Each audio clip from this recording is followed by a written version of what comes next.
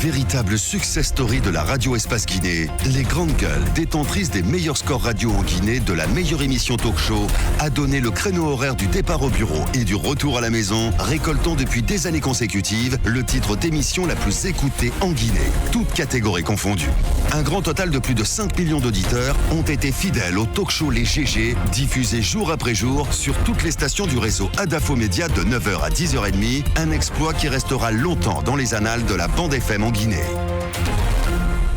Voilà, continuez à réagir à cette émission GG au 80 37 ou 657 39 13 13, vos canaux habituels. C'est là une nouvelle qui ne risque pas d'envoyer du rêve aux hommes de la craie.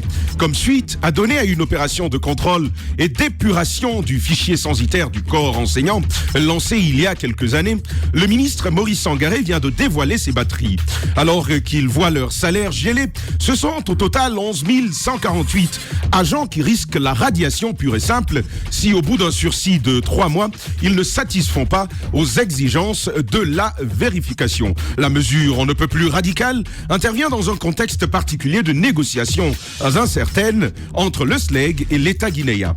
De quelle nécessité procède l'opération de contrôle? Quelles incidences en regard du contexte actuel de négociation? Le docteur Amadou Alpha Bano Bari sera au bout du fil avec nous, et il est conseiller à la présidence de la République chargé de l'enseignement supérieur. Et si tout va bien, au bout du téléphone également, monsieur Ibrahima Khalil Konaté Kaokare, ancien ministre de l'enseignement préuniversitaire et de l'alphabétisation, dont le nom est abonné au fictif de l'enseignement guinéen. Jacques Léo-Lénon, on continue cette émission avec vous. Des orientations universitaires, des centaines de bacheliers dans le creux de la vague. Et nous nous posons aujourd'hui des questions sur les réformes engagées par le ministre Guiro Baldé, que j'admire beaucoup parce que j'estime qu'il a du courage, il est en train de transformer un peu l'enseignement supérieur. Mais au fur et à mesure qu'on avance, on a des inquiétudes.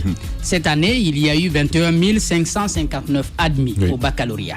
Donc, arrivé aux orientations, on s'est retrouvé avec 21 579 parce que les sessions antérieures, peut-être la session la plus proche, 2017, on avait 20 bacheliers qui n'avaient pas été orientés. D'accord. Donc, ce qui fait 21 579 qui étaient candidats qui devraient utiliser la plateforme GUPOL pour procéder aux orientations. Pour procéder aux orientations et se retrouver dans les universités ou écoles professionnelles.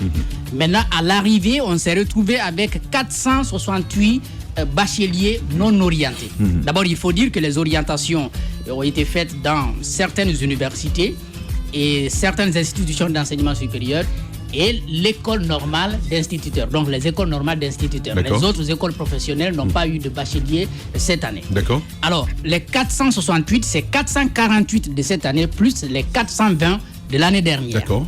Les raisons qui sont évoquées par le ministère de l'Enseignement supérieur, c'est qu'il y a un groupe qui n'a même pas utilisé la plateforme GUPOL. Il y a un autre qui a commencé. Comment est-ce possible? Bon, je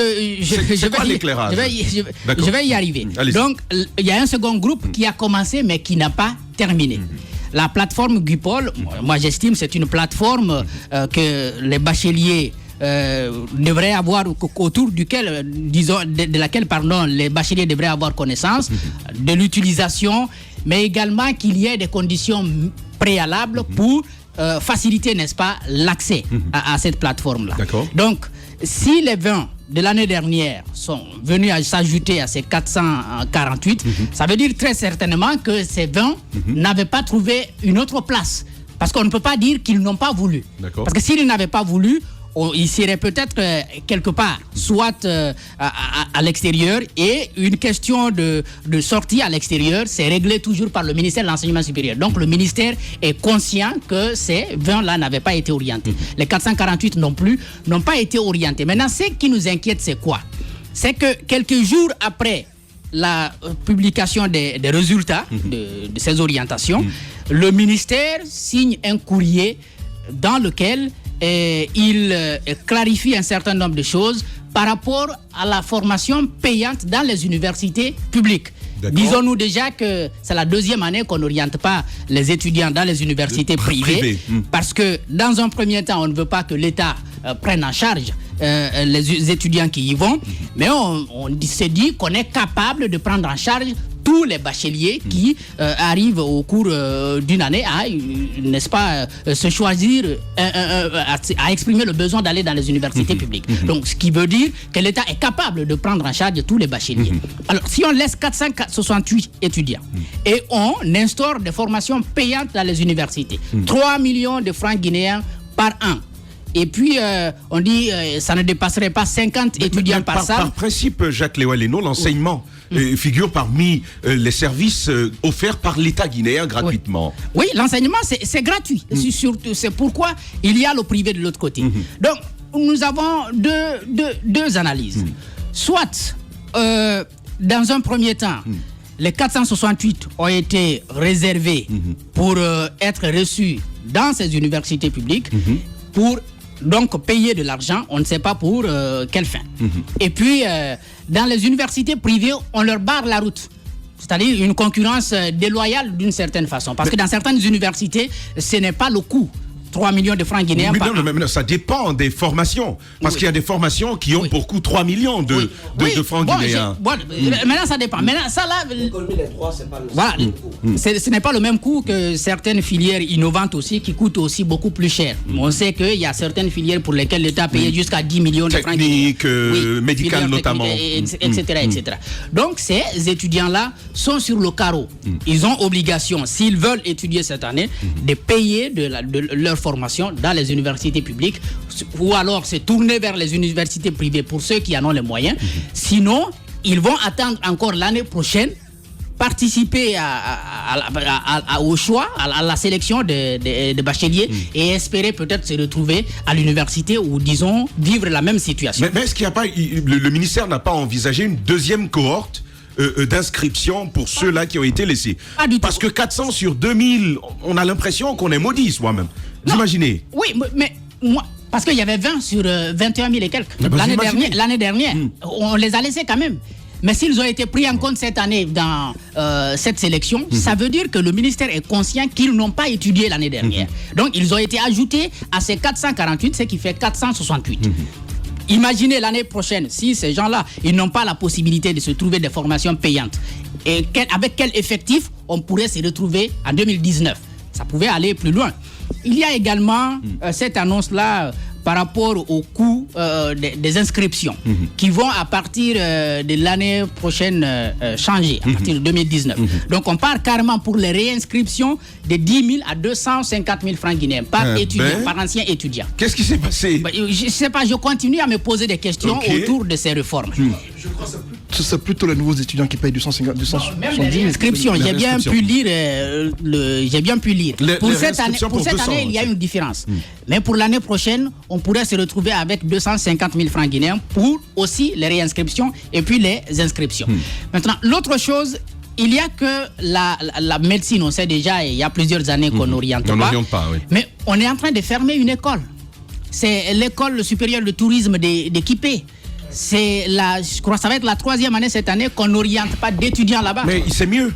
Ouais, mais moi je pense que c'est mieux de... D'accord, mais le produit sur le terrain, qu'est-ce que vous voyez? On a beaucoup d'hôtels en bas. Mais quel hôtel? Mais il faut qu'on donne les raisons. Avec combien de chômeurs? Il y a une dizaine d'hôtels construits dans le pays. Mais Antoine, ces élèves-là qu'on forme dans ces écoles-là, je termine là. Ça pourrait y travailler. Je dis qu'il faut être sérieux. C'est la dernière promotion. Nous sommes dans un pays où il n'y a pas de débouchés en matière de tourisme, en matière d'hôtellerie. Il ne faut pas produire des chômeurs. Je peux être d'accord avec vous, mais s'il y a une communication qui est faite là-dessus. Par exemple, pour la médecine, on nous a dit qu'il n'y avait pas d'infrastructure, disons, adaptée pour accueillir un monde. Et on voudrait, dans l'avenir, créer toutes les conditions avant de recevoir les étudiants. Pourquoi on n'est pas en train de recevoir les bacheliers au niveau de l'école supérieure du tourisme? Il n'y a pas de communication là-dessus. En tout cas, le ministère n'a pas dit pourquoi il n'oriente pas. Cette année encore dans la fiche qui est apparue, il n'y a pas eu, n'est-ce pas, d'étudiants. Déjà deux grandes questions. Mais encore une chose. Je vais vous laisser continuer, Jacques Léo-Aleno. Deux grandes questions à se mettre sous la main, parce que nous allons avoir tout à l'heure le docteur Amadou Banobari, parce qu'il est quand même conseiller pour les questions d'enseignement supérieur. On pourra justement lui poser ces questions sur le paiement de l'enseignement supérieur, cette formation payante, et ensuite la suppression des envois de candidats pour les écoles de tourisme. Pour les écoles de tourisme, parce que ce que j'ai dit, c'est quoi? Si on a décidé de fermer cette école, parce qu'on estime qu'il n'y a pas de débouché, mais on permet quand même que les étudiants qui partent au privé choisissent ces filières-là. Et c'est le ministère qui gère. D'accord. C'est le ministère de l'enseignement supérieur qui gère l'enseignement privé. Il y a les formations en tourisme dans les universités privées. Ça existe bel et bien dans les universités que je connais. Donc, si on a décidé de fermer, parce que pour la médecine, on a fermé, même à Cofis, il n'y en a pas. Donc, si on a décidé de fermer l'école supérieure de tourisme d'Équipé, on devrait avoir la même réaction vis-à-vis des autres filières, de la même filière, qui existe dans d'autres universités privées. Parfait. Voilà. Antoine Kourma, ce que Jacques nous dépeint est simplement inacceptable, sous caution, bien sûr, d'avoir un éclairage du ministère de l'enseignement supérieur. Rapidement sur la question de Goupol. Je me suis un peu informé par rapport à l'inscription des élèves. Il arrive parfois que les élèves à l'intérieur du pays, dans des zones reculées, n'aient pas la possibilité de pouvoir utiliser Goupol. Beaucoup ne connaissent pas Internet, il faut le dire. Lorsque cet élève-là qui il faut le dire. Toi, tu as vu l'ordinateur à l'université. C'est tout à fait normal. À l'intérieur du pays, beaucoup d'élèves qui, quand on élève vous relevez une véritable problématique. Beaucoup ne maîtrisent pas Goupol. Lorsque ceux-ci n'arrivent pas à s'inscrire, maîtrise quand même Facebook. C'est important de prévoir. C'est une autre question. C'est important de prévoir Facebook et Snapchat. C'est important. Mais un étudiant ne maîtrise pas. Ça, c'est vrai aussi. Allez-y. Ils ne sont pas encore étudiants. C'est dramatique. Ce sont des candidats à l'université. Ils ne sont pas encore étudiants. Ils veulent aller à l'université. Alors, si ceux-ci n'arrivent pas à s'inscrire, c'est important de prévoir un plan B. Pour le cas de l'ESTH, l'École supérieure du tourisme et de l'hôtellerie, le bâtiment dans lequel se trouve cette école-là est en location. Il y avait eu un bâtiment annexe du côté de Flamadina où les élèves où les étudiants allaient. Cette école également était en location. Et donc, beaucoup d'argent investi dans cette école-là. Et le résultat, c'est quoi? On va la fermer bientôt. Alors que on a beaucoup d'hôtels en construction dans le pays. Qui va aller y travailler? Et au nom de quelle formation ils iront dans ces hôtels? Voilà, Roby, si tu permets, on va y revenir sur cette question.